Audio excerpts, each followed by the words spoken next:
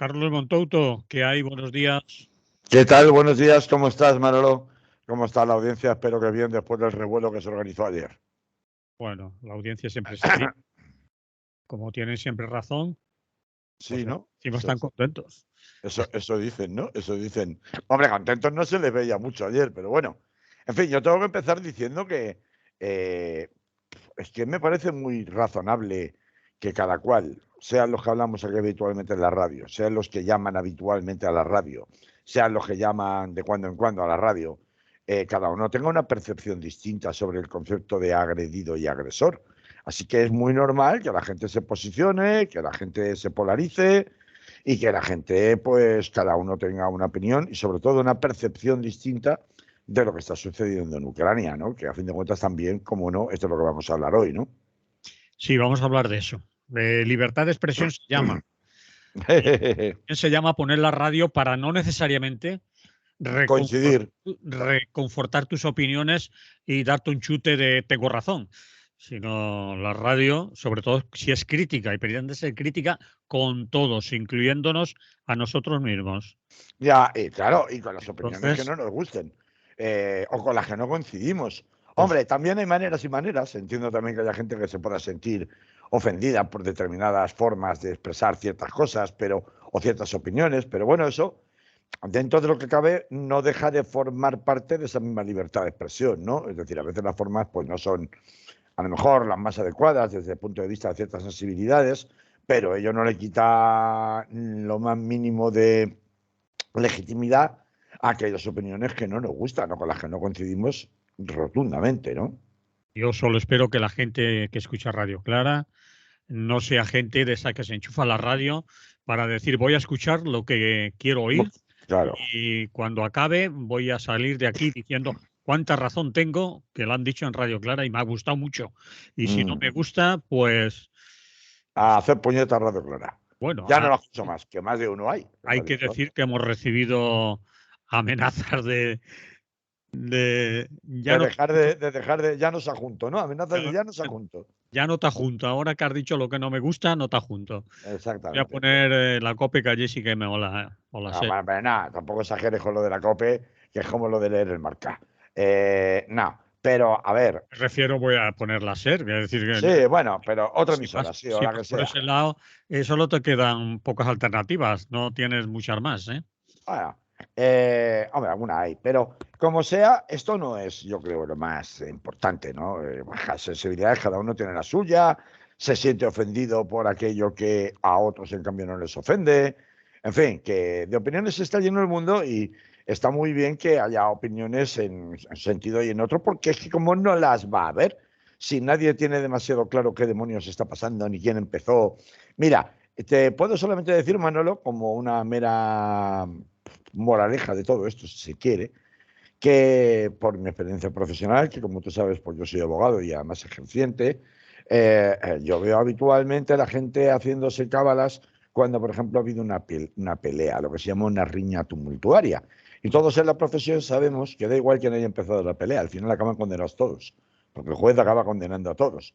No importa quién la empezó, están condenados todos, porque al final lo único que importa es que alguien recibió un puñetazo de alguien, que alguien recibió un botellazo de alguien, que alguien tiene un diente roto, un ojo morado o lo que sea, ¿no? O un brazo roto. Entonces, al final lo que cuenta es que ha habido unos lesionados a los que hay que reparar e indemnizar. ¿Por qué? Porque hayan empezado ellos o no la pelea o haya habido una provocación, salvo que esté muy clara la provocación, en el momento que no se puede distinguir con mucha claridad, pues al final todos son condenados. Y aquí pasa un poco lo mismo, es decir, que si empezó en una época, que si empezó en la otra, que si fue este, que no, que fue el otro.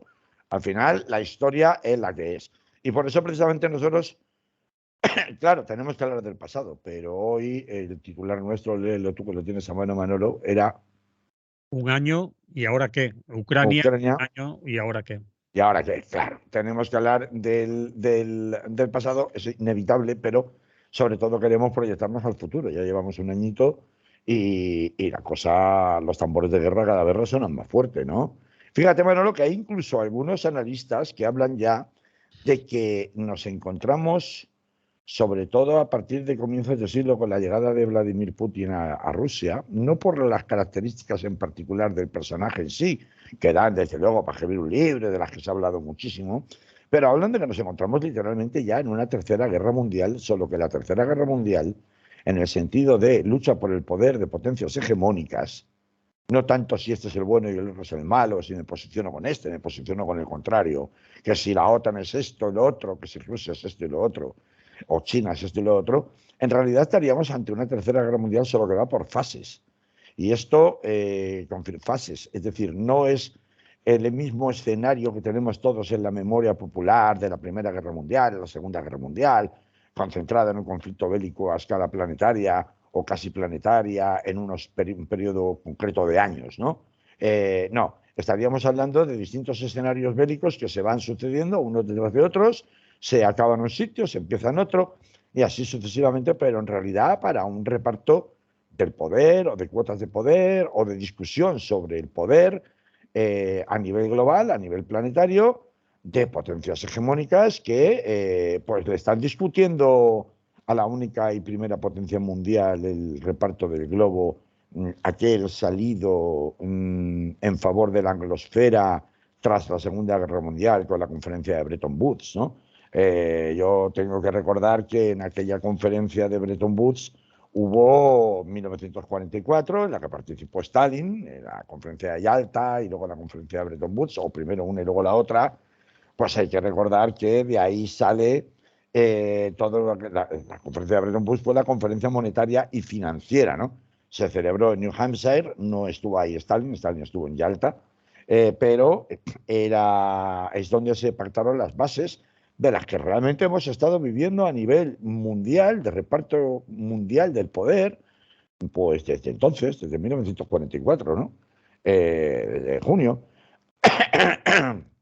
Perdón, en aquella conferencia monetaria en Bretton Woods se acordó que se evitarían las reparaciones de guerra para la derrotada Alemania, como había habido en la Primera Guerra Mundial en cambio, pero que se implantaría un control político-militar total en Europa. Se impulsaría una reconstrucción a través de créditos, el famoso Plan Marshall. Se impulsaría un comercio multilateral, la libre circulación de mercaderías, inversiones y la convertibilidad de monedas y libre cambio, lo que en la práctica significaba la liquidación del sistema colonial cerrado que había habido hasta entonces por parte de las grandes potencias rectoras del mundo. También ahí se iban a crear toda una serie de herramientas a escala planetaria, instituciones le llaman, para controlar precisamente ese mercado libre financiero, como sería el GATT, que dio lugar al libre comercio, el Fondo Monetario Internacional, el Banco Mundial. Son todas organizaciones que surgen de ahí, de Bretton Woods en 1944. Se establecería que los estados asociados debían conservar sus reservas internacionales no ya en oro como hasta entonces, sino en dólares estadounidenses o libras esterlinas, aunque esas por la devaluación enseguida quedaron en desuso, pero en definitiva son estas medidas las que perpetuaban el control mundial del intercambio económico que esconde detrás y nutre el control político y militar, pues en favor de la anglosfera, como antes se estaba mencionando. Y estos acuerdos no eran posibles sin el dominio de Europa Occidental, que era el futuro mercado estadounidense precisamente como consecuencia de los planes de reconstrucción, ¿no? Ya sabemos ese pingüe negocio de destruir para luego volver a reconstruir, ¿no? Que es un patrón que luego se ha aplicado en muchas de las guerras posteriores. Por ejemplo, la guerra de Irak es una de las más evidentes, ¿no?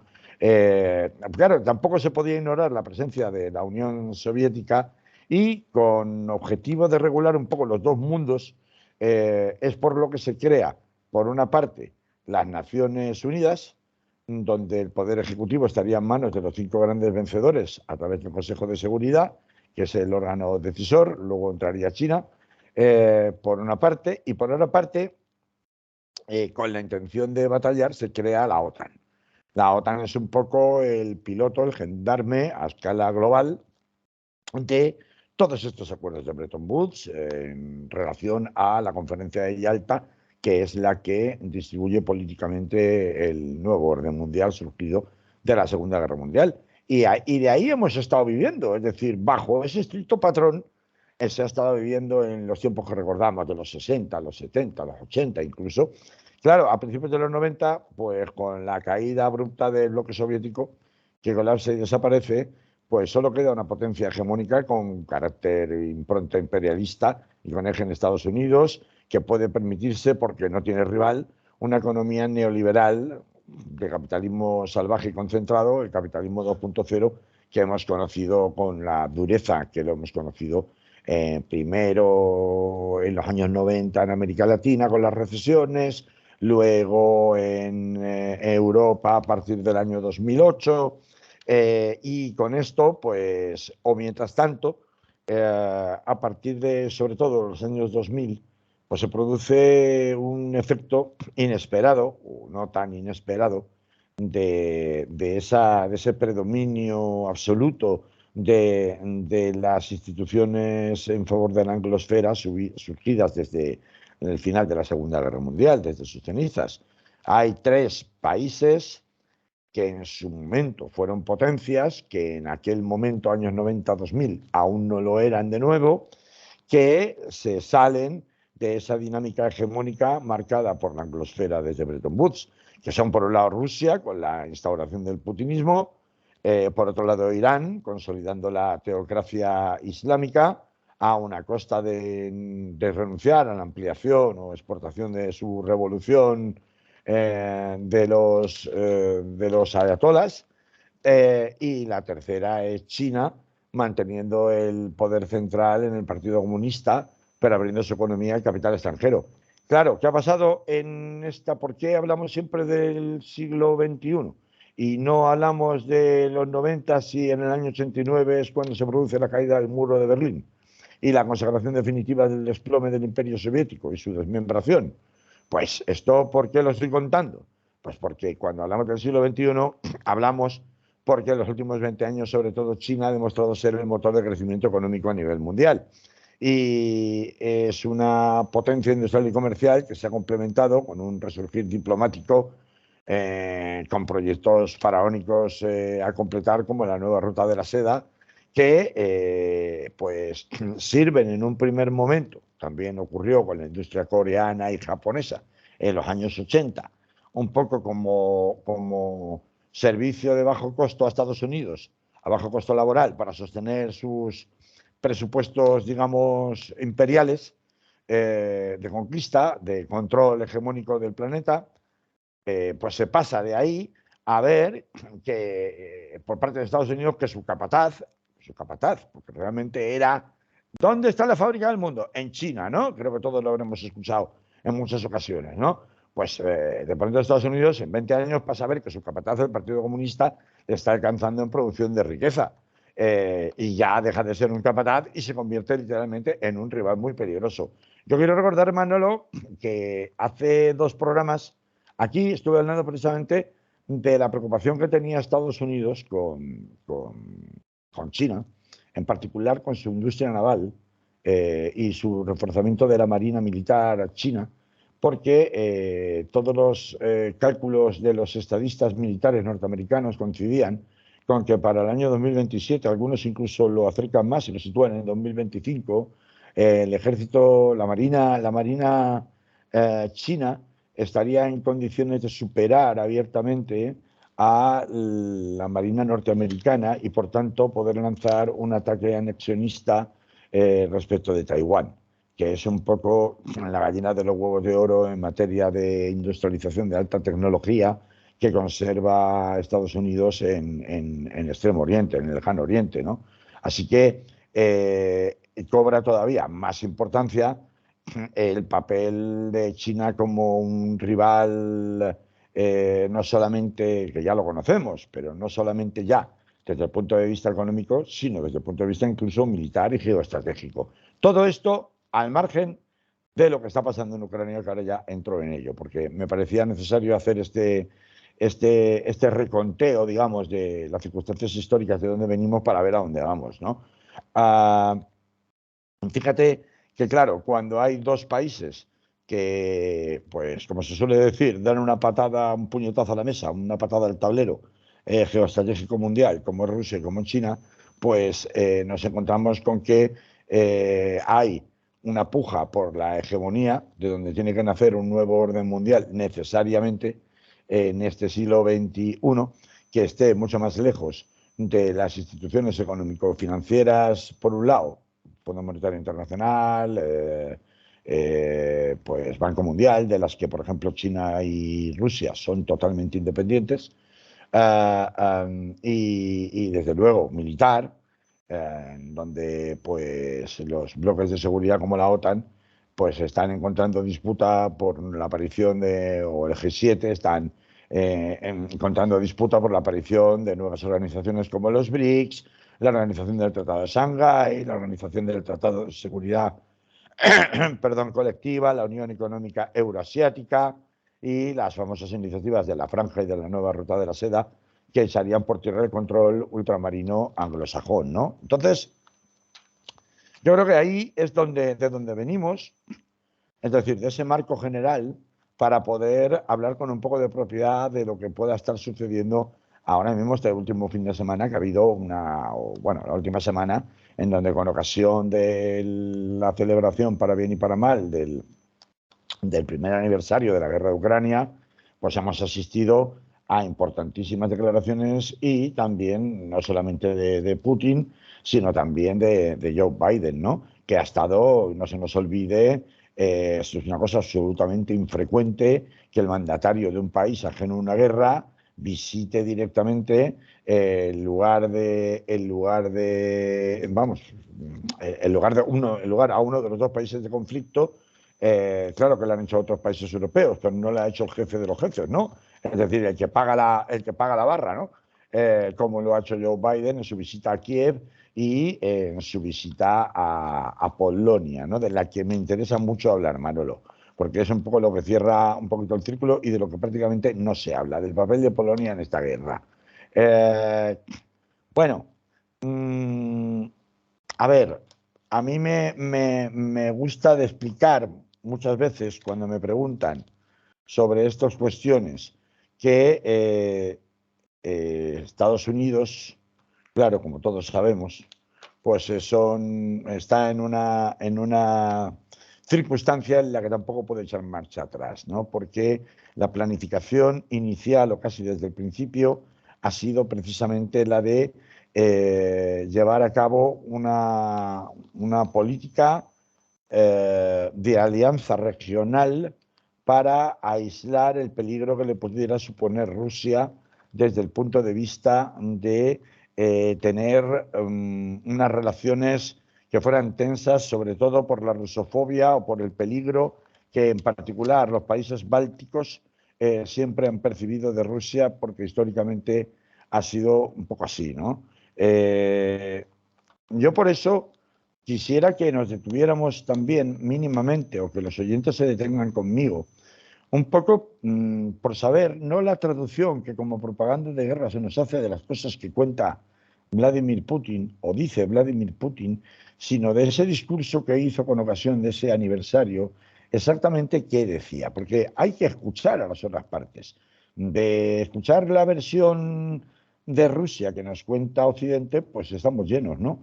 Así que creo que hace falta pues detenerse un poco en saber qué ha dicho realmente Vladimir Putin en estos días de declaraciones tan importantes en las que se pensaba incluso que iba a anunciar la utilización de armamento nuclear, y era la gran preocupación que había en todo el mundo.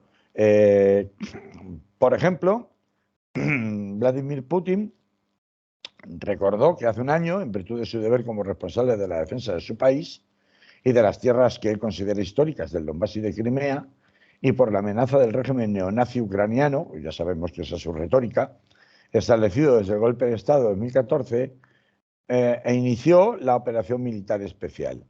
Pero destacó que Rusia había hecho todo lo posible por cumplir los protocolos de Minsk I y de Minsk II, que fueron tomados por Occidente, dice él, como una oportunidad para ganar tiempo en la preparación de Ucrania para la guerra.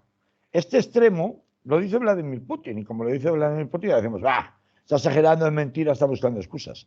Pero es un extremo que ya admitieron en 2022 lo de utilizar los acuerdos de paz de 2014, Minsk I y Minsk II, con Ucrania o en relación a Ucrania, es un extremo lo de utilizarlos para ganar tiempo en la preparación de la guerra, para la guerra de Ucrania, que tanto la ex canciller alemana Angela Merkel como el expresidente francés François Hollande, que era presidente en vigor entonces, como el expresidente ucraniano Petro Poroshenko, han reconocido públicamente en 2022. Es decir, esto no es una cosa que se inventa Vladimir Putin. Han reconocido que los acuerdos de paz siempre fueron una excusa para ganar tiempo por parte de Occidente para preparar a Ucrania para la guerra. Y a mí todavía me resuenan las frases de Piotr Poroshenko, que fue el presidente que antecedió a Volodymyr Zelensky, en las cuales de su viva voz, no hace falta que ningún periodista lo interprete, porque lo podéis encontrar en algunos documentales, si no están ya prohibidos en YouTube, aparece él mismo diciendo aquello tan absolutamente truculento de nuestros hijos irán a las escuelas, sus hijos refiriéndose a los pobladores del Donbass que se debían a tratar de declarar la independencia tras el giro de los acontecimientos con la revolución del Maidán en 2014, pues sus hijos, los hijos del Donbass, se tendrán que refugiar en sótanos y subterráneos. Nuestros hijos tendrán para calentarse este invierno, sus hijos no. Es decir, cuando ya desciendes al nivel de hijos, a ese nivel de odio tan brutal dentro de una guerra civil, es porque realmente no hay una intención en absoluto pacífica de llegar a ningún tipo de acuerdo, sino que hay claramente una senda marcada de odio, de conflicto, de enfrentamiento. Que también ponen de su parte los independentistas del Donbass, que era una estrategia preparada también preventiva o de anexión soviética o rusa, para ser más exactos, por parte de Vladimir Putin. Pues seguramente también. Por eso digo que es fácil polarizarse en un sentido o en otro en este conflicto ya de escala mundial y que, sin embargo, pues bueno, no tener absolutamente nada claro que estamos entrando, si nos polarizamos a favor de uno u otro bando, estamos entrando en una dinámica por la cual lo que estamos acudiendo es a la fanatización, cuando en realidad lo que estamos asistiendo es a una lucha por el asalto al poder, una lucha entre potencias hegemónicas, todas ellas capitalistas, por el asalto al poder mundial. Fíjate, Manolo, que Putin insistió incluso que con anterioridad a la operación militar preventiva rusa, Kiev no solamente se había pertrechado de manera significativa, sino que anunciaba que se iba a procurar armas nucleares. Hecho sucedido en la conferencia de Múnich de 2022, donde Zelensky anunció que se saldría del Tratado de Budapest de 1994 de no proliferación de armas nucleares para fines militares, ¿no? Quiero decir que sí, que este señor Putin acaba concluyendo, no lo voy a hacer mucho más largo, en sus justificaciones, que en realidad no fue él el que inició la guerra, sino que fue la OTAN quien inició la guerra, y nosotros utilizamos y seguiremos utilizando la fuerza para parar esa guerra. Nosotros defendemos a nuestra gente, incluso yendo más lejos. Sí, porque según afirma Putin, pues según sus informaciones de inteligencia, vaticinaban un ataque demoledor ucraniano atlantista sobre el Donbass para febrero de 2022, cuyos movimientos empezaron el 18 de febrero, algo que en Occidente se ignora por completo. Esto, pues bueno, pues puedes decir, pues hombre, te lo has inventado o no. No te has inventado lo de que la OTAN siempre empieza guerra basándose en mentiras como caldo de cultivo, y pone como ejemplo cómo se destruyó Yugoslavia, Irak, Libia o Siria, que podría ser más asumible, ¿no? También sostiene que Occidente ya ha gastado más de 150.000 millones de dólares americanos en el esfuerzo de la guerra en Ucrania, mientras que el G7 solo ha gastado, mientras tanto, 60.000 millones en proyectos de asistencia a los países más pobres del mundo. Claro, o que, por ejemplo, también se refirió a que a los 900.000 muertos y más de 30 millones de refugiados generados por las guerras montadas por Occidente en las últimas décadas, de lo que jamás tampoco se habla en Occidente. Claro, o sea, aquí cada uno tiene sus medias verdades y cada uno pues cuenta, en esta guerra de intoxicación constante de la opinión pública del contrario, pues cuenta la historia como mejor entiende que le ha ido, ¿no? Pero de todo lo que han contado unos y han contado otros, porque, bueno, pues ya sabemos que la retórica del Partido Demócrata, de Joe Biden, respondiendo a la retórica de siempre del Deep State americano, que es el que verdaderamente manda, más allá de los presidentes de los Estados Unidos, desde incluso antes de la Segunda Guerra Mundial.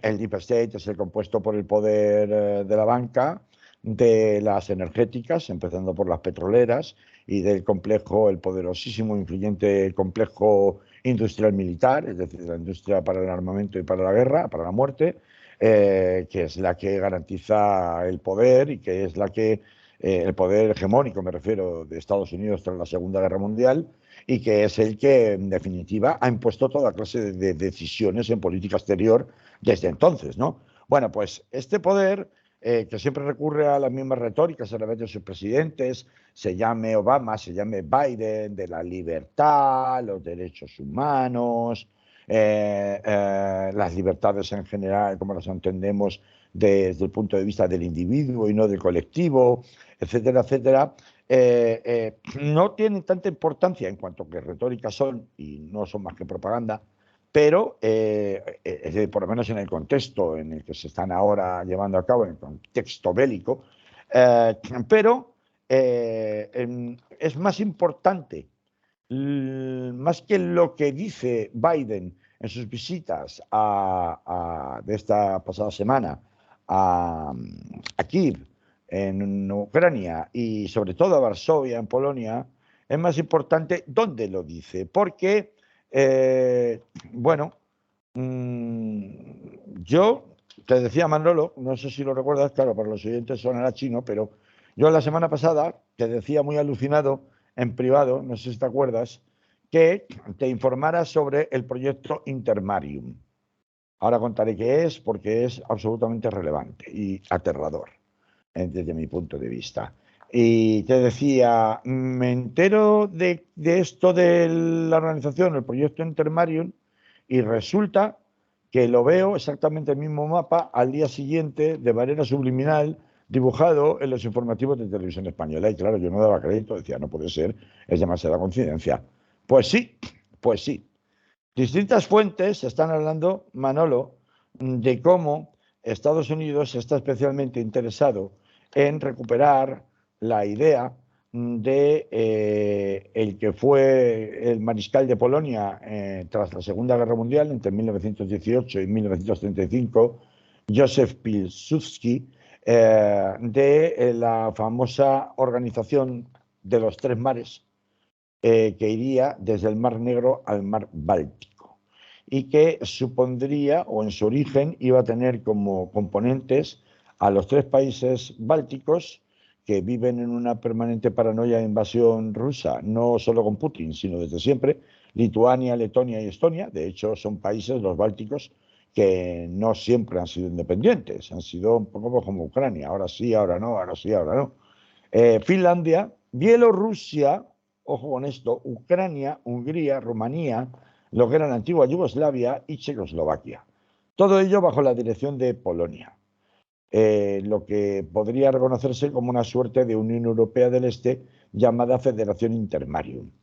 Intermarium significa entre mares en polaco. Lo interesante de esto es que esto ya se intentó, porque existen vínculos históricos entre el Gran Ducado de Lituania o la Confederación Polaco-Lituana. De hecho, se llegaron a hacer, en los tiempos de la Edad Media, llegó a haber el llamada País de las Dos Naciones, ¿no?, formado por Polonia y Lituania. Y de hecho, tanto es así que la bandera que surgió de aquel Gran Ducado de Lituania, o de la Confederación Polaco-Lituana, es la bandera que se ha utilizado en la oposición bielorrusa, por la oposición bielorrusa, en la revolución del 2020, en el que se trató de derribar al presidente favorable a Putin de entonces, ¿no? Como digo, de hace nada, del 2020, justo antes de la guerra, ¿no? Ahí, os quiero recordarlo porque no nos acordamos mucho, pero hubo un intento de derrocamiento al estilo de la revolución del Maidán en Ucrania, del único apoyo, pero apoyo bastante importante, porque Bielorrusia, pese a la imagen que se traslada en Occidente de ser un país pobre al estilo de los regímenes de la Europa del Este, la época soviética, de dirección totalmente,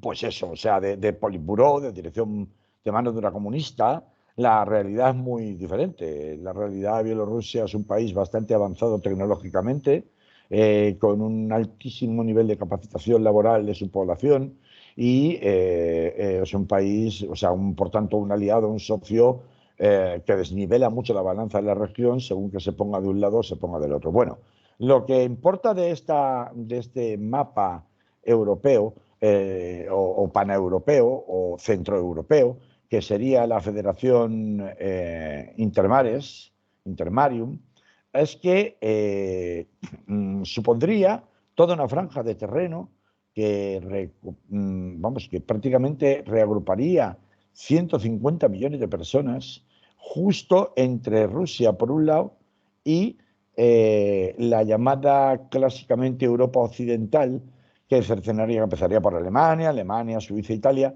que cercenaría completamente la Unión Europea.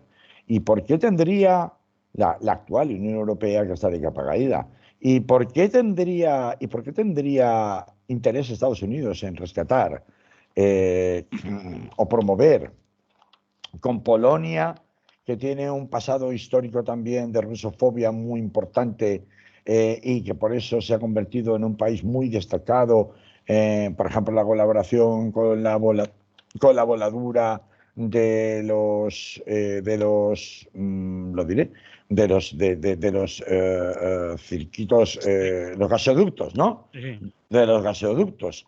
¿Por qué tendría este interés? Pues bueno, pues parece bastante claro por qué tiene tanto interés. No solamente es que haya colaborado en la voladura de los gasoductos Nord Stream que proveían a Alemania de gas barato ruso. Es que a su vez se ha convertido, ya desde 2021, estamos hablando de un año antes de la guerra, en el principal nodo redistribuidor de gas natural noruego proveniente del Mar del Norte a través del gasoducto Baltic Pipe. Es decir, hay un rediseño que no se inicia como una reacción a la guerra de Ucrania, sino que ya viene de antes de la invasión rusa de Ucrania, y he dicho invasión, pero que empieza antes de esta invasión, por el cual se está tratando de colocar a Polonia en la condición de primer espada del gran capataz en Europa del Este, capataz norteamericano en Europa del Este, no solamente en el plano militar, en el plano de importancia de lo que dicen y cómo lo dicen en el seno de la OTAN, sino también en el plano energético. De hecho, Polonia fue el primer país europeo en adaptarse a la importación de gas líquido licuado estadounidense, mucho antes incluso de que Estados Unidos se pusiera ya en línea directamente para acabar con la conectividad gasífera europea, especialmente alemana, con Rusia. Entonces, ¿por qué tendría este interés en rescatar el Intermarium? Aquel proyecto olvidado que no funcionó porque, entre otras cosas, hubo una guerra entre Rusia y Polonia que ganó Rusia e impidió los sueños imperialistas polacos, justamente como una manera de garantizar esta especie de supuesta neutralización del peligro ruso por un lado y del peligro alemán o germánico por otro, que ya había demostrado en la Primera y la Segunda Guerra Mundial ser un peligro evidente para cualquiera que estuviera en la zona. Pues hay dos razones. La primera, que Ucrania se incorporó a Intermarium 3 días antes de obtener el estatus de candidato a la Unión Europea. De hecho, ha sido él el que ha dicho en muchas ocasiones me refiero a Zelensky, que el verdadero lugar de Ucrania como país soberano es precisamente en Intermarium, ¿no? Entre los tres mares. Esto lo ha dicho Zelensky repetidamente. Él habla de los tres mares porque es la otra denominación con la que se utiliza Intermarium, pero también. Y en segundo lugar, porque Estados Unidos parece que tiene muy claro que se quiere reservar únicamente e íntegramente para su disputa con China. Igual que en su momento lo hizo contra Japón en la Segunda Guerra Mundial, delegando, por así decirlo, en una nueva asociación político-militar europea el control de Europa una vez neutralizado o por lo menos bloqueado Rusia, tanto en el plano de suministro energético como en el plano de sus aspiraciones anexionistas, como ya demostró en Crimea, como ya demostró con la guerra de Georgia y como ya ha demostrado en otras ocasiones. Que se esté planteando una organización alternativa a la Unión Europea, que casi ocupa lo mismo que la mitad de la Unión Europea, tanto en territorio como en población, controlada por países cuyo doctrinario principal, aparte de la rusofobia, salvo en el caso de Hungría y evidentemente en el caso de Bielorrusia. Por eso ya veremos lo que le puede costar a Estados Unidos si consigue llevar adelante un proyecto de este tipo. Pero con países como Polonia, que comulgan claramente de un credo autoritario, si no directamente de extrema derecha, la propia Hungría, aunque tenga sus fidelidades con la Rusia de Putin, también. En definitiva, un bloque de países eslavos claramente orientados a una concepción del mundo de pura extrema derecha, a mí, ¿qué quieres que te diga, Manolo? Se me abren las carnes y alguien dirá, bueno, pero esto no deja de ser un futurible político. Y dice, sí, bueno, será todo lo futurible que tú quieras, pero la visita de Biden ha ido en esa línea. De pronto algo que no aparecía en ninguna parte como Intermarium empieza a aparecer por todos los lados, empieza a aparecer incluso en los telediarios. Claro que no se habla de Intermarium, no se habla de que Estados Unidos esté detrás de volver a resucitar la organización Intermarium, pero que se esté planteando precisamente en estos momentos con el empuje y la fuerza de los grupos perdón, países que son más belicosos en cuanto a impedir la posibilidad de llegar a una solución negociada, como son precisamente los países bálticos, que están todos los santos días repiqueteando con que esta guerra solo puede tener un final, que es la derrota de la Rusia de Putin, pues da mucho miedito, Manolo, ¿qué quieres que te diga? No sé cómo lo ves tú.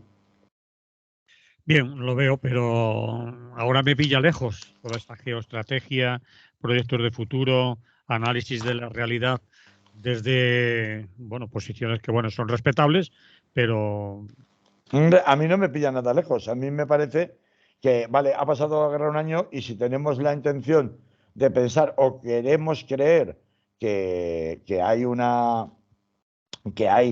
posibilidad de poder alcanzar un acuerdo negociado para poner fin a esta guerra, pues parece muy evidente que esto no va a ser así. Es decir, que esto va mucho más allá de Ucrania, va mucho más allá de Zelensky incluso, o de si hay nazis en Ucrania o no los hay, o si Putin es tan autócrata y tan nazi como, y tan por nacionalista me refiero, como lo pueda ser Zelensky. Es que esa no es la cuestión. La cuestión es que aquí hay toda una serie de rediseños estratégicos de largo alcance en los que la guerra en Ucrania es solamente uno de los tantos puntos de fricción entre las instituciones a escala mundial y al servicio de la anglosfera surgidas de la Segunda Guerra Mundial, que era el orden mundial que conocíamos hasta ahora, o por lo menos desde que termina la Segunda Guerra Mundial, a las nuevas potencias también hegemónicas, que aunque con unas características distintas, puesto que ni en el caso de China, ni en el caso de China a lo mejor, pero en el caso de Rusia no es tanto un expandirse mundialmente, como por ejemplo cuando la Unión Soviética, con el ideal del comunismo, ¿no? Sino más bien la recuperación de territorios históricos, ¿no? Para el servicio de un nacionalismo, si se quiere, trasnochado, pero que es un carburante que funciona bien o puede funcionar bien a nivel de política interna. Entonces, lo que trato de explicar y por qué he contado todo esto es más bien para referirme, primero, a que se empieza a sonar el rediseño de Intermarium, que es peligrosísimo. En segundo lugar, para que tengamos claro que no estamos ante una, o sea, que la situación excede con mucho de lo que pasa en Ucrania. Ucrania es solo una pieza en el tablero y que el nivel de confrontación o de fricción en distintas partes del globo viene diseñado de tiempo muy atrás, con independencia de si la guerra en Ucrania empezó en 2014 o en 2013 con la revolución del Maidán o en 2022, ¿no? Cuando la invasión rusa. Es decir, estos rediseños del tablero se producen en todas las cosas para tratar de mantener el dominio a nivel mundial de la anglosfera. Es que si no, es que no hay vuelta de hoja. Y a ello se le está oponiendo y se le discute por otros poderes que han tenido la oportunidad, tras la caída del muro de Berlín, de crecer y de crecer lo suficiente como para discutir esa hegemonía, al menos en determinadas partes del globo, que es lo que pasa con China y es lo que pasa con Rusia y con Irán en menor escala. Entonces, este es el quid de la cuestión. Así que esto no va a parar. Por eso yo hablaba así, si se quiere, de una manera muy literaria, de eso, de que estamos ya en la Tercera Guerra Mundial, solo que en vez de ser una Tercera Guerra Mundial de grandes conflictos a escala planetaria en el plano militar y en el plano humanitario, los conflictos humanitarios también se dan, por supuesto, pero los conflictos militares pues se dan a escala reducida y no se superponen, sino que se suceden en el tiempo y cambian de región. Ahora estamos en Ucrania, mañana podemos estar en Serbia y Kosovo, en el caso del Teatro de Operaciones Europeo, pero también podemos estar en el Mar de China, es decir, podemos estar en distintos espacios, no necesariamente al mismo tiempo, es lo que trato de decir, y creo que es un escenario pues, al que nos vamos a tener que acostumbrar, pero tengámoslo claro, que estamos ante una lucha por el poder de distintas potencias hegemónicas y es lo que hay, y en el mitad del camino pues estamos los que pagamos las consecuencias. Así que aquí no hay buenos ni malos, aquí cada uno hay defendiendo sus intereses. Como dicen, ¿no? Los estados no, los estados lo que tienen son intereses, más allá de las personas, tienen intereses. Y esos intereses, cuando están en conflicto, como sucede en esta redistribución mundial del poder que tenemos en el siglo XXI y que más pronto que tarde se tenía que producir, pues pasa lo que pasa, que chocan entre ellos y entre medias, pues bueno, pues nos llevan a nosotros. A mí me hace mucha gracia ver, y con esto acabo, Manolo, esta parte, me hace mucha gracia ver, me parece que ha sido ayer, al ministro de Exteriores Álvarez, o Álvarez, que nunca sé cómo se pronuncia, Álvarez, de negar por activa y por pasiva a cualquiera que insinúe que se esté valorando la posibilidad de enviar tropas españolas a Ucrania o tropas de la Unión Europea. Bueno, pero es que hasta hace nada se negaba a enviar tanques y antes de eso se negaba la posibilidad ninguna de enviar armamento de carácter ofensivo y solo se iba a enviar armamento defensivo. Es que la posibilidad de de enviar tropas ya tiene que estar encima de la mesa, cuando ya están saliendo a desmentirlo. Por lo tanto, esto de que nos pilla lejos, pues bueno, no creas que nos pilla tan lejos, Manolo. No nos pilla tan lejos ni remotamente. No nos pilla tan lejos ni remotamente y más que se va a encarnizar, como todo apunta, en los próximos, como mínimo, meses, ¿no? Así que, bueno, pues es un poco la reflexión que quería hacer al hilo de el año de guerra en Ucrania y sobre todo de los múltiples movimientos que ha habido a escala global, tanto por parte de Putin en Moscú como por parte de Joe Biden con su visita a Ucrania y a Polonia, como desde luego las declaraciones del Partido Comunista Chino en esta materia, ¿no? Bien. Si quiere lo dejamos ahí, porque yo no Sí, voy a decir nada de todo esto, puesto que es un análisis que ahí está. Unos lo compran, otros no. Unos creen que es oportuno hacerlo ahora y dedican mucho tiempo a ello. Otros muy piensan, poco, ¿no? A, a esta, a esta perspectiva en la cual que no sea propaganda rusa o propaganda antirrusa, es decir, propaganda de guerra de uno de los dos bandos, no sé yo hasta qué punto, ¿no? bueno, ahí está. Unos puede ser uno, dos o 200.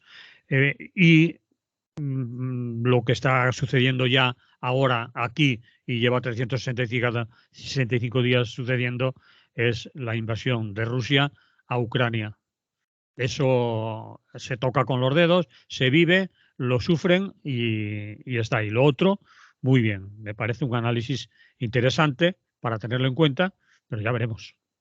Esperamos. Bueno, ya veremos, al final lo deciden los que lo decidan. Es decir, quien tenga más, dado que estamos hablando en términos de conflicto, quien tenga más músculo, tanto militar como diplomático como financiero, para poder imponer sus condiciones al otro. Porque al final es así como se decide. Y desde esa óptica del conflicto, claro, vas directamente siempre a la lógica del armamento y de la guerra. Vale, Y es una lógica absolutamente perniciosa, estoy de acuerdo. venenosa. Ese análisis vale así, pero mientras tanto invade un país y joda a su gente.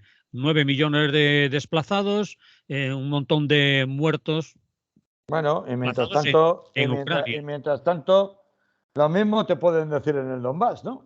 Claro, es que siempre estamos igual. Es decir, al final son luchas por anexión de poder con sangre Pero por el vale, medio. vale, estoy de acuerdo contigo, Carlos, pero el Donbass, que yo sepa, aún es Ucrania. O ya se ha independizado el Donbass o era ruso. Hombre, Era ruso, Donbass. actualmente sí, ¿no? Es No, decir, el que Donbass es territorio. actualmente, claro, que otra cosa que no hay un reconocimiento, que es que esta es otra. El reconocimiento político es según quien lo quiera hacer, ¿no? Porque Estados Bueno, Unidos pero el rápidamente Donbass, reconoció Kosovo y España no tiene reconocido Kosovo, por ponerte un ejemplo. pero ese es el caso de España y de Kosovo, no es comparable. El Bueno, Donbass es es parte comparable. integrante de Ucrania, reconocido internacionalmente por todos, incluso por Rusia. Mm. Que allí haya población rusófona. Bueno, incluso por Rusia ya no. Incluso por Rusia ya no, porque hubo unos referéndums. Sí, todos los viciados que se quieren, estoy completamente de acuerdo, que no tiene ninguna validez hacer un referéndum justo bajo las bombas. O sea, eso no tiene ninguna validez. Estoy de acuerdo contigo, pero los rusos no. Los rusos sí reconocen como parte de su territorio, precisamente para eso organizan esos referéndums, a las provincias independentistas del Donbass, ¿no? Pero desde hace poco, ¿eh? Desde que Sí, ha desde que hicieron los conquistado referéndums. alguna Desde que hicieron última los ciudad referéndums. y han dicho ahora me lo quedo, ese referéndum, claro. Claro, no, Pero pero vamos a ver, claro, un ¿por qué referéndum hacen los bajo las referéndums? bombas, un referéndum Porque les bajo las sale bombas. mal. La operación especial militar les sale mal, porque es una operación especial militar programada para 3 semanas, para un mes, para 2 meses, y les sale mal. Y cuando ven que la guerra se va a cronificar, y les sale mal por múltiples razones, ¿vale? Una de ellas, la falta de voluntad, probablemente de las dos partes, o por lo menos de una de ellas, ¿no? Les sale mal la jugada. Y cuando ven que el conflicto se cronifica, pues entonces tienen que dar un segundo paso, que es el de buscar una legitimidad eh, bajo una cierta apariencia de legalidad, que solo se la van a reconocer ellos mismos, montando esos referéndums precipitados. Pero bueno, pero que Rusia oficialmente, porque además tiene aprobación en la Duma de la solicitud de anexión a la Federación Rusa de estas provincias del Donbass, bajo la legalidad rusa, esas provincias del Donbass son territorio ruso. Que sí, Carlos, pero no, a mí me da risa. ¿Qué quieres que te diga? Yo me lo guiso, me lo como, es mi No, legalidad, no, no, no, lo sí, hago bueno, en mi sí, Duma, que claro. controlo Pero totalmente, la bueno, pero oposición no porque tú has existe, dicho, medios pero de comunicación tampoco, nadie me va a llevar la contraria, y el que se mueva me lo cargo, etcétera. Manolo, que Que, vamos a ver que la operación desde el punto de vista de legitimidad democrática es totalmente nula, claro, por pero si yo eso no te lo he discutido, no tiene ningún. solo te lo he sacado a relucir porque tú mencionabas que Rusia también reconocía que eran territorios ucranianos. Te he dicho, no, Rusia ya no reconoce que son territorios ucranianos. Eso no lo he dicho yo, lo Sí, reconoce. sí, lo has dicho, sí. Por eso te lo comentaba, si no, no te lo hubiera comentado, lo de Bueno, los referéndums. yo no he dicho que Rusia reconociera que eran territorios ucranianos. Bueno, da igual, está grabado, ya Bueno, lo da verás. igual, como está grabado, se puede volver a oír. Ya lo verás. No vamos a discutir eso, pero No, lo dejamos ahí. no. Si quieres, Sí, podemos hombre, seguir hablando claro, de claro, esto no, hombre, por supuesto. y Sí, a damos ver, ya vueltas. he repetido que desde el primer he empezado en el comienzo de mi intervención de hoy, aquí en el Es lo que hay, he repetido varias veces que es natural posicionarse en un lado o en otro y tener una percepción diferente de quién es el agredido y quién es el agresor. Es lógico y razonable y no pasa nada. Es decir, tú puedes tener una percepción, yo puedo tener otra distinta. Yo, pues a lo mejor mi percepción es menos posicionada y más neutral, porque entiendo, o porque yo me coloco también, tal vez neutralidad no sería la palabra adecuada, en el entendimiento de que en definitiva aquí hay unos gigantes que están peleándose entre ellos por ver quién manda y a mí no me han preguntado, es decir, ni a ti tampoco. Entonces yo desde luego no le voy a dar mis favores ni al uno ni al otro. Los dos son igual de anexionistas, igual de imperialistas, Bien, igual de vergonzosos. Carlos, pero en este caso Bueno, has nombrado el agresor y el agredido. ¿Hay duda de quién es el agresor en este caso? Rusia-Ucrania. No vamos a geopolítica internacional. ¿por ¿Quién qué? es el ¿Por agresor? qué? ¿Por qué no vamos? ¿Por qué no? Porque tenemos que centrarnos en ¿Y estamos por hablando qué? ¿Por qué no? ¿Por de qué una no? guerra Porque las entre cosas no Rusia y pasan porque sí, Ucrania. ¿eh? ¿Eh? Las cosas no pasan porque sí. Bueno, si quieres, vamos a elucubrar más. ¿Ha agredido la OTAN a Rusia? ¿Le ha mandado algún misil? ¿La ha atacado? ¿O solo, como es muy malo, malísima, que estoy de acuerdo que es muy mala, malísima, pues como preventiva, me está agrediendo la OTAN? Por lo tanto, voy a invadir estos que tengo a mano, los de Ucrania. Porque además hay rusófonos aquí, rusófilos en el Donbass, me viene bien, mando allí a mi ejército y después digo que como vienen los ucranianos a defender su territorio, me están agrediendo en el Donbass, es decir, están agrediendo a Rusia en el territorio ucraniano. No, vamos a ver. Nos retrotraemos entonces a 2013. ¿Quién hace la revolución del Maidán?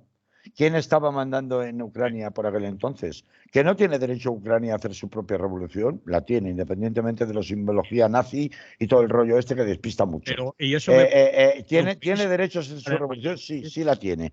Pero ¿quién bombardea las primeras hostilidades de un ejército regular en la región? No las lleva a cabo Rusia, las lleva a cabo el ejército regular ucraniano Sí, en sí, 2013, cierto, 2014. cierto.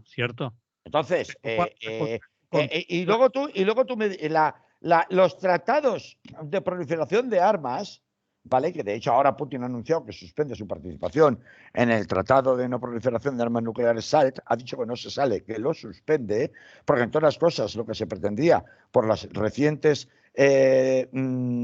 acuerdos y disposiciones que se han votado en la ONU era precisamente la continuación para de esta manera autorizar a inspecciones internacionales a visitar las instalaciones militares rusas en relación al cumplimiento de esos acuerdos del Tratado SALT.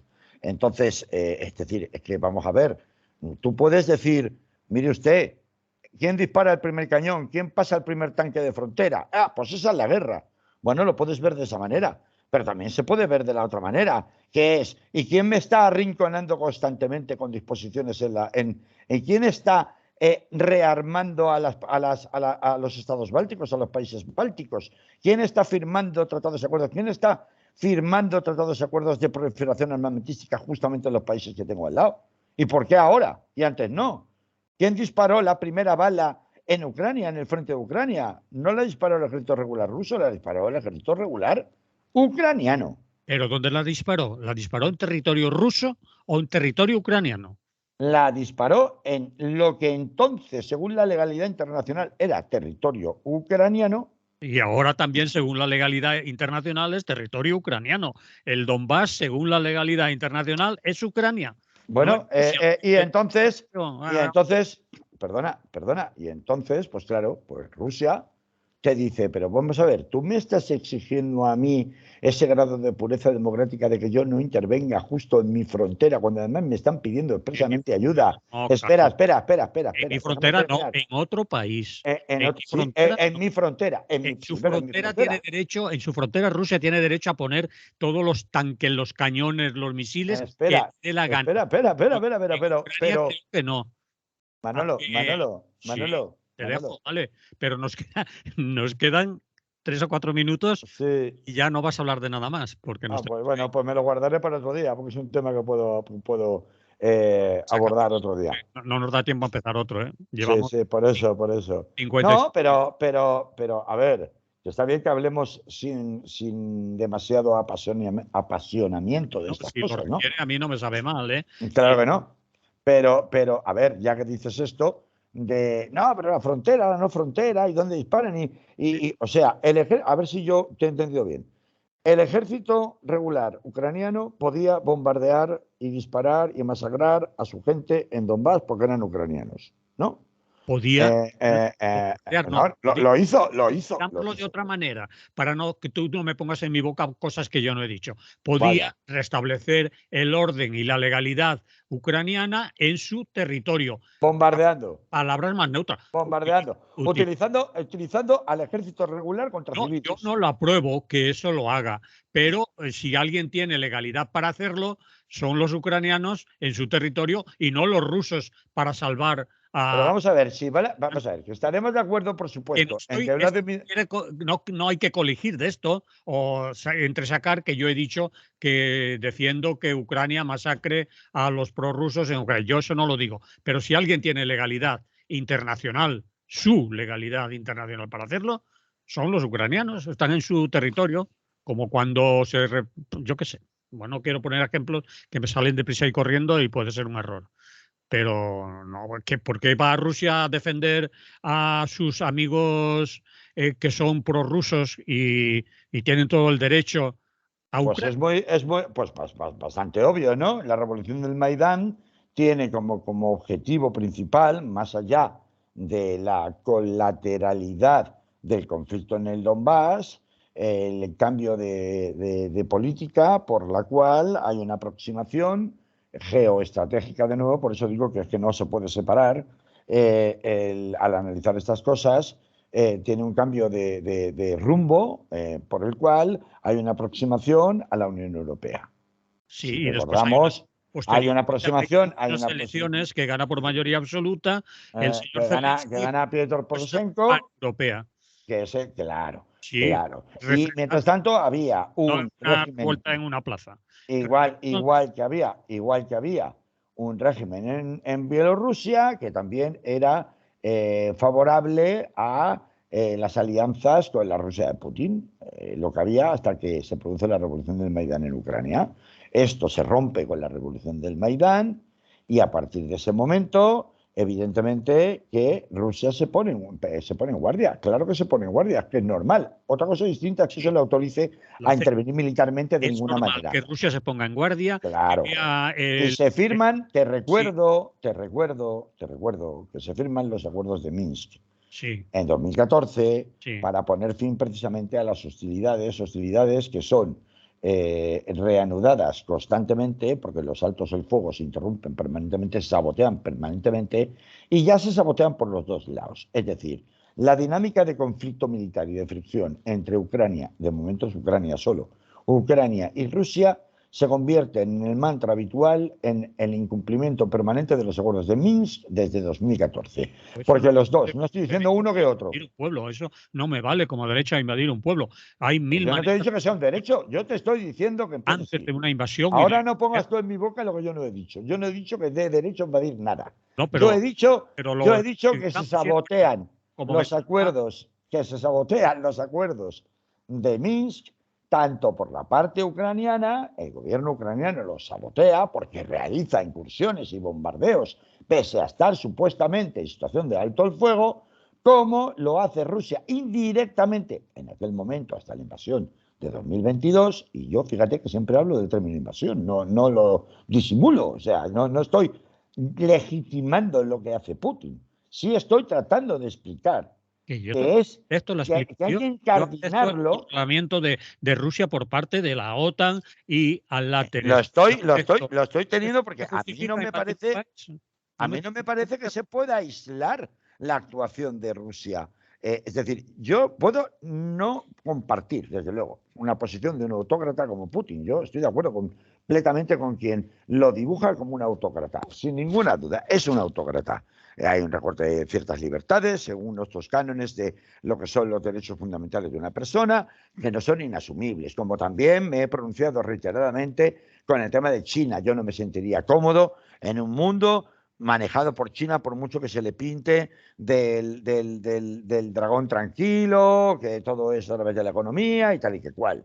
No, ¿por qué? Porque luego hay toda una serie de diseños de políticas sociales con las que una persona como nosotros, educadas en el concepto de que la más libertad de una persona es justamente sus libertades individuales, pues este concepto del individuo resulta que culturalmente no es tan importante en otras regiones del globo, en donde es más importante el concepto colectivo. Entonces, por eso yo no me sentiría pero hablo de mí. A partir de ahí, esto no quiere decir que Rusia no tenga sus motivos, que los ha tenido, y a mí me parece que son motivos de mucha entidad, en donde no se puede considerar ajeno a la situación que hay ahora, e incluso a su propia invasión como reacción, si se quiere, preventiva a lo que ellos consideran que es el punto de no retorno producido en 2021 y en 2022 por parte de los movimientos que Estados Unidos había estado haciendo para arrinconarla. Y ahí entra en juego esto que he estado contando hoy de Intermarium. Es a lo que yo me quiero referir, Manolo. Tú puedes comprar o no comprar el discurso, igual que yo no compro parte de lo que tú dices. Entonces, bueno, pero es que es normal, tenemos posiciones distintas porque nuestros grados de percepción y de acercarnos a lo que está sucediendo, en donde todo es muy complejo y en donde hay muchos intereses entrecruzados de muchos países diferentes que son, en una buena parte por lo menos de ellos, intereses probablemente legítimos, hacen que, pues al final nos acabamos poniendo de un lado o poniendo de otro según lo que vemos. Tú lo que ves es que el oso ruso ha aplastado y provocado un desplazamiento de 9 millones de personas. ¿Y qué pasa con las víctimas ucranianas? Bueno, estoy completamente de acuerdo contigo. Es verdad, eso es una realidad, pero esa no es la única realidad. Yo estoy diciendo, aquí hay un rediseño de los intereses de las grandes potencias hegemónicas mundiales que comenzó antes de la invasión rusa. Que la invasión rusa solo es una pieza en ese tablero y que va a mucho más que Ucrania, donde Ucrania solo es una pieza en ese tablero. Vale, te doy la razón. Vale, vamos a ver. Suponemos que te doy la razón entera, que no quiere decir que te la dé, como ya sabes. Pero puede que sí, puede que no, ya sabemos. Te la doy. Imagínate que te la doy. ¿Eso se soluciona con una guerra a invadir un país o no hay organismos internacionales? No hay si hace falta un MIG-3, un 4, una reunión al nivel de Naciones Unidas, a los niveles que sea, para por medios pacíficos de diálogo, etcétera, y resolver ese conflicto y volver a un punto de partida que no sea ahora voy con los tanques a ver si llego a Kiev y te cambio, bueno, la idea que llevaba Putin de 3 días de operación militar. Según Putin, sus informaciones de inteligencia vaticinaban un ataque demoledor ucraniano-atlantista sobre Donbass para febrero de 2022, cuyos movimientos empezaron ya el 18 de febrero, la invasión rusa. Bueno, según Putin. Yo te digo lo que él dice, porque yo no tengo formación para poder contestarte a eso. Qué bien. Entonces, esto lo ha dicho este pasado fin de semana. No me lo creo, es mentira, es una excusa. Porque el señor Putin se lo inventa para justificarse lo que no puede justificar. Bueno, es que, mira, ¿qué quieres que te diga? Mentiras para justificar invasiones. Sí. Anda que en el otro lado no somos expertos, ¿eh? Bien. Anda que no somos expertos. Y ya sabes que nos hemos pasado más de 5 minutos. Bueno, pues no sé, tú te lías. A mí, si sabes cómo soy, ¿para qué me invitas? Que te pones quedando 4 minutos al tirar de la manta. Anda que. Hombre, esto me provoca. Y bueno, pues ahí. Estoy de este pasado fin de semana, bastante dolido por algunas manifestaciones, pues no me pienso callar. Y no voy a decir si buena a todo. No, pues no, hombre, no tienes por qué decir si buena a nada, ni yo tampoco tengo por qué decirte si buena a ti. Pues tampoco. Así que, pues claro, pues en eso consiste la libertad de expresión, que es por lo que estamos aquí en Radio Clara. Pues sale. Pues ahora, como yo tengo el botón de darle stop y cambiamos de programa, pues se acabó. Pues cambiamos hasta la semana que viene. Y la semana que viene pues hablaremos de distintos modelos, pero de otro tipo. Muy bien, Carlos. Vale, entonces, venga, un abrazo. Hasta la semana que viene. Salud. Chao.